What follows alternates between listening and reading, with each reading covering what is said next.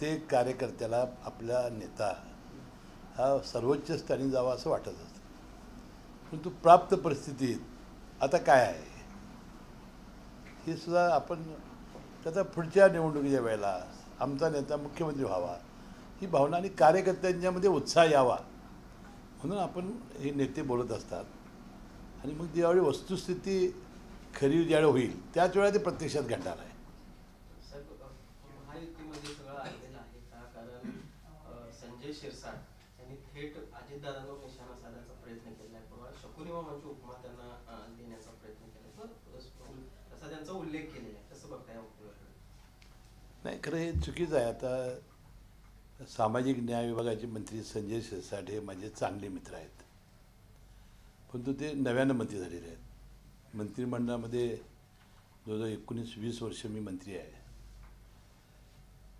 त्यांनी ही गोष्ट ज्यावेळा घडली त्यांना वाटलं असेल त्यावेळा त्यांनी वित्त विभागाच्या अधिकाऱ्यांना घेऊन बसायला पाहिजे होतं, वस्तुस्थिती समजावून घ्यायला पाहिजे होती. आणि त्यांचं समाधान नाही झालं असलं तर मग ते मुख्यमंत्र्यांना भेटू शकले असते. परंतु तात्काळ माहिती न घेता प्रसारमाध्यमांपुढे येणं आणि आपल्याच एका ज्येष्ठ नेत्याला अशी उपमा देणं हे अतिशय अयोग्य आहे. वास्तविक मी अनेक वेळा बघितलेलं आहे, ज्या वेळेला शासन एखादं योजना जाहीर करतं त्यावेळेला SC जे लाभार्थी असतात, मग ते संजय गांधी निराधारचे असतील किंवा सगळ्याच योजनांचे, तर ते मागासवर्गीयांचे पैसे, दलितांचे पैसे हे सामाजिक न्याय विभागातूनच देतात. आदिवासी लाभार्थ्यांचे पैसे हे आदिवासी विभागामार्फतच दिले जातात. शेवटी अजितदादा हा काय आकाशातनं पैसे आणणार नाहीत किंवा हे पैसे काय अजितदादाने घरी नेलेले नाहीत. हे शेवटी सगळ्यांनी मिळून, विशेषतः त्यांचे नेते एकनाथ शिंदेसाहेब मुख्यमंत्री असतानाही मुख्यमंत्री लाडकी बहीण योजना सुरू झाली. आणि एकंदरीत त्याचा आवाकाच इतका मोठा आहे की दर महिन्याला पैसे देताना ओढाताण होती हे साहजिक आहे. तर यावेळेला सुद्धा आपण एप्रिलचे पैसे मेच्या 1-2 तारखेला आले आणि त्यामुळे आपण सगळ्यांनी मिळून दिलेलं आश्वासन पूर्ण करण्यासाठी हे जर पैसे वापरले असतील तर यामध्ये अशा उपमा वापरणं हे बरोबर नाही. मी खरोखर संजय शिरसाट साहेबांना एक मित्रताचा सल्ला देईन की असे विधानं करण्यापूर्वी आपण याची शहनिशा केली पाहिजे आणि प्रसारमाध्यमापुढं जाण्यापासून आपण वाचलं पाहिजे. चंद्रशेखर बावनकुळेंनी एक विधान केलंय, तुम्ही काँग्रेस पार्टी खाली करून टाका. काँग्रेस पार्टी जेवढी खाली होईल तेवढा तुम्हाला संधी जास्त मिळेल असं भाजपच्या कार्यकर्त्यांना सांगितले. अशा प्रकारे थोडा नाही, आता काय झालेलं आहे की 236 महायुतीच्या जागा निवडून आलेल्या आहेत राज्यात आणि जे विरोधी आहेत ते फार कमी संख्येने राहिलेले आहेत. आणि त्यांना असं वाटतं की बाबा आपली विकासाची कामं होणार नाहीत, आपली सत्ता नसल्यामुळं आपण लोकांच्या ज्या अपेक्षा आहेत त्या मतदारांच्या पूर्ण करणार नाहीत. त्यामुळे अनेक जण आता सत्तारूढ पक्षामध्ये अनेक जे आमची युतीची पक्ष आहेत त्याच्यात जायला लागलेले आहेत. आता बावनकुळे साहेब काय म्हणाले मला माहिती नाही, परंतु विरोधी पक्षाचे आता लोक घेण्यामध्ये आमच्या चढाओढ लागली हे खरं आहे. पण साहेब, संजय शिरसाट यांनी अजितदादांच्या बद्दल अशा पद्धतीचं वक्तव्य केलं.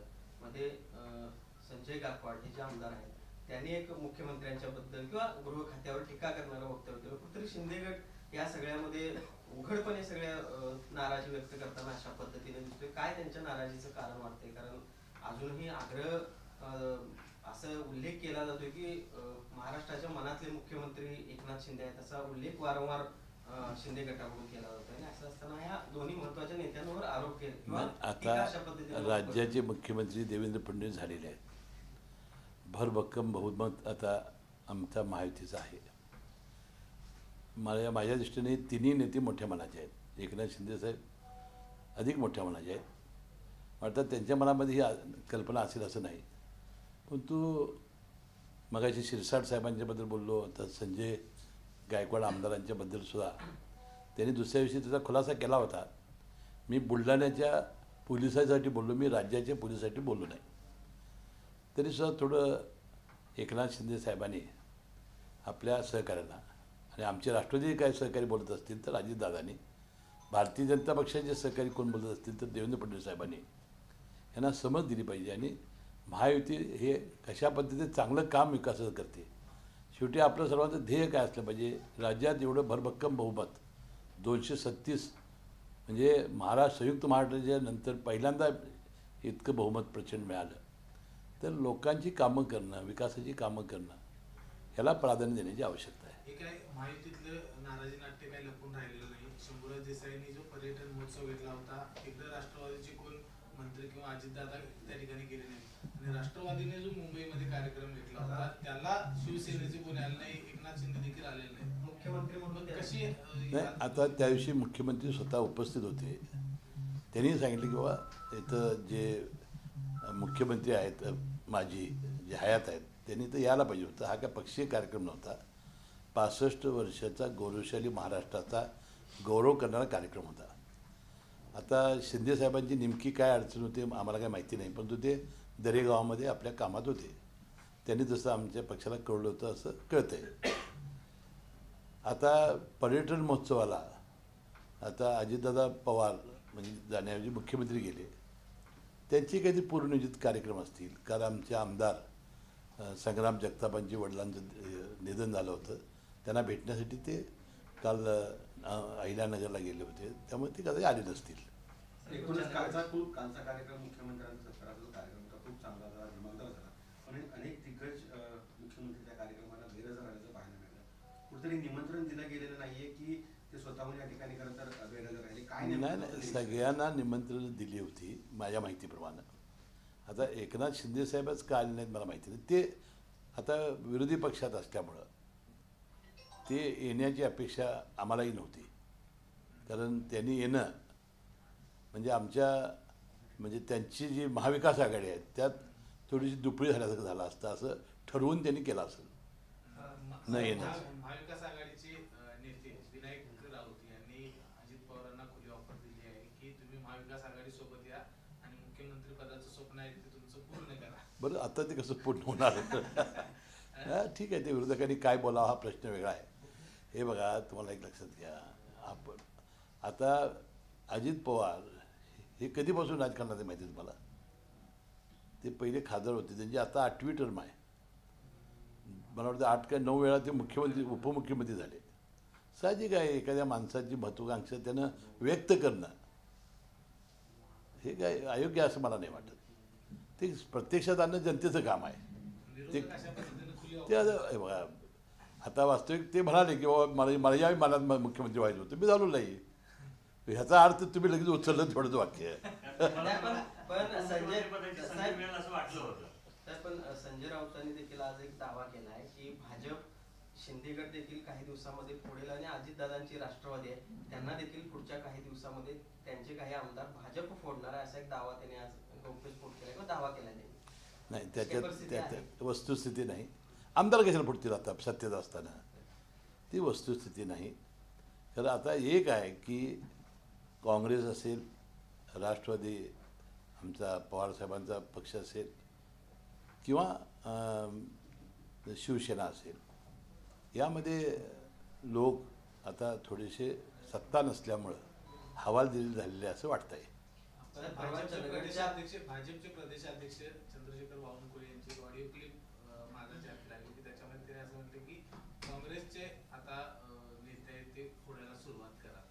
ते सांगितलं मी तुम्हाला, लोक नाराज आहेत, त्याचा फायदा घ्या म्हणून त्यांनी कार्यकर्त्यांना सांगितलेलं आहे. चंदगडच्या सगळ्या कार्यक्रमामध्ये अजितदादांनी कर्जमाफीवरून ज्या पद्धतीनं ते वक्तव्य केलं, कुठेतरी हात झटकण्याचा प्रयत्न केला असं म्हणायचं. नाही, हे बघा, त्यानंतरच्या ज्या उमटल्या यापूर्वी सुद्धा त्यांनी हे वक्तव्य केलं होतं. त्याबद्दल मुख्यमंत्री असं म्हणाले की अजितदादांनी कर्जमाफी करणारच नाही असं काय म्हटलेलं नाही. आज आम्ही करणार नाही. आता माझ्या मते योग्य वेळेला कर्जमाफी होणार, योग्य वेळेला 2100 रुपये आमच्या लाडक्या बहिणींना आम्ही देणार. पण यावरूनच विरोधक आता टीका करत आहेत. परवा सतीश पाटलांनी देखील म्हटलं की ह्या सगळ्या कर्जमाफीच्या मुद्द्यावरून सरकार बरखास्त, तुम्हाला जर निवडणुकीची वाट तुम्ही बघत असाल कर्जमाफी करायचं तर सरकार बरखास्त करा, कर्जमाफी पण त्याआधी कर्जमाफी करा आणि परत निवडणूक. आता विरोधकांनी काय बोलायचं असतं? आता काय बोलण्यासारखं काय आहे त्यांच्याकडे? आता 5 वर्षे बोलण्याशिवाय त्यांच्याकडे दुसरा व्यवसाय राहिलेला नाही. आता या लाडक्या बहिणी असा झटका दिलेला आहे, त्याला स्वप्नासुद्धा लाडक्या बहिणी दिसायला लागलेल्या आहेत. त्यामुळं त्यांनी काही काळजी करू नका. आम्ही आमचं 5 वर्षामध्ये जी आश्वासन दिले पूर्ण करायला आम्ही समर्थ आहोत. पण ह्याच लाडक्या बहिणी आता सावत्र झालेल्या आहेत का असं देखील ते म्हणतात. म्हणजे त्यामुळे ते किती त्यांच्याबद्दल चीड तयार झालेली आहे की बाबा एवढा मोठा बहुमत या सगळ्या लाडक्या बहिणींना दिल्यामुळं आता 1500 रुपये तर आहे, आम्ही देतोच, त्यात काय आम्ही बदल केलेला नाही. 2100 रुपये आम्ही देणार आहोत, आता योग्य वेळेला आम्ही देऊ. पालकमंत्री पदाचा तिढा सुटणार आहे की नाही? अमित शहा येऊन गेले. आता ते आता मुख्यमंत्री महोदयांना विचारलं पाहिजे. हा प्रश्न मला विचारू काय उपयोग. साहेब, अलमट्टी धरणाची उंची वाढावी यासाठी खरं तर कर्नाटक राज्यामध्ये ते सरकार आहे, खूप मोठ्या प्रमाणावरती फौज आहे ती केंद्र सरकारकडे उभी करताना पाहायला मिळते. त्यामध्ये जलतज्ञ आहेत, वकिलांची फौज आहे. महाराष्ट्र सरकार नेमकं काय पावलं उचलते? कारण सर्वाधिक धोका हा सांगलीने कोल्हापूर. नेमकं अजून त्यांनी कारवाई सुरू केलेली नाही, त्याला अजूनही स्थगिती आहे सर्व याची आपल्या केंद्र सरकारची. ज्यावेळा ते जातील तशी आम्ही वकिलाची फौज घेऊन जाऊ. परंतु आलमट्टीची उंची वाढवू नये हा आमच्या सांगली कोल्हापूर या सगळ्या जनतेची मागणी आहे आणि त्याप्रमाणे आम्ही मुख्यमंत्र्यांना आम्ही समजावून सांगितलेलं आहे. त्यांना सगळी परिस्थिती कल्पना आहे. राज्य सरकारकडून केंद्र सरकारला या संदर्भातला काही पत्रव्यवहार केलेला आपण केल्यामुळे तर स्थगिती मिळालेली आहे ना. ज्यावेळेला आलमट्टीची उंची वाढवण्याचा त्यांना आपल्या WRIने परवानगी दिली त्याच वेळा आम्ही ही गोष्ट निदर्शनास आणल्यानंतर त्यावेळेस स्थगित दिलेली आहे. त्यामुळे स्थगिती अजून उठलेली नाही माझ्या माहितीप्रमाणे. शहराशी संबंधित एक प्रश्न. खरं तर पंचगंगा नदी वाहते, मात्र कोल्हापुरात वारंवार तांत्रिक कारणामुळं पाणी पुरवठा सगळा विस्कळीत होताना दिसतोय. थेट पाईपलाईनच्या सगळ्या योजनेमध्येच गोंधळ दिसतोय. नाही पाईप लिकेज देखील झालेली आहे, वर्षानुवर्षे ते सापडत नाहीये. नाही, हे खरं आहे की अनेक दिवस ज्या कोल्हापूर शहराच्या जनतेला पाणी मिळत नाही हे अनेक वेळा ऐकूनसुद्धा बरं वाटत नाही. मी मंजुलक्ष्मी जे आयुक्त आहेत त्यांना फोनवरून सांगितलं. आता मी पालकमंत्री नसल्यावर मी काही बैठक घेऊ शकलो नाही, परंतु मी त्यांना सांगितलं की बा ही परिस्थिती बरोबर नाही. तात्काळ ह्यामध्ये तो कॉन्ट्रॅक्टर कन्सल्टंट यांना आणा, दुसरे कन्सल्टंट चांगले आणा, परंतु जनतेला 12 तास किंवा आपण 1 दिवस रोज पाणी हे मिळालंच पाहिजे अशा पद्धतीची योजना आपण केली होती. नेमकं कुठं चुकलेलं आहे हे शोधून काढून त्याच्यावर काही तुम्ही मार्ग काढला पाहिजे असं मी 2 वेळेला आपल्या आयुक्त मंजुलक्ष्मी यांना सांगितलेलं आहे. CPR मध्ये खरं तर CPR आपल्या अखत्यारीत येतं. CPR मध्ये कचऱ्याचे मोठ्या प्रमाणात ढीग पाहायला मिळतात. म्हणजे आता महापालिका म्हणते की ती ढीग आहे ती आम्ही उचलणार नाही. नाही, आता आज मी पेपरमध्ये वाचलं की ओला कचरा आणि सुका कचरा तो वेस्ट आहे, बायोमेडिकल, ते केलं पाहिजे. मी आज डीनला त्यासाठी बोलावलं आहे. मी त्यांना सूचना देणार किंवा काय महानगरपालिकेचं म्हणणं आहे आणि आपलं काय आहे, तर आपल्याला लागले तर काही नाही आपण हे वेगवेगळं करून त्यांना दिलं पाहिजे.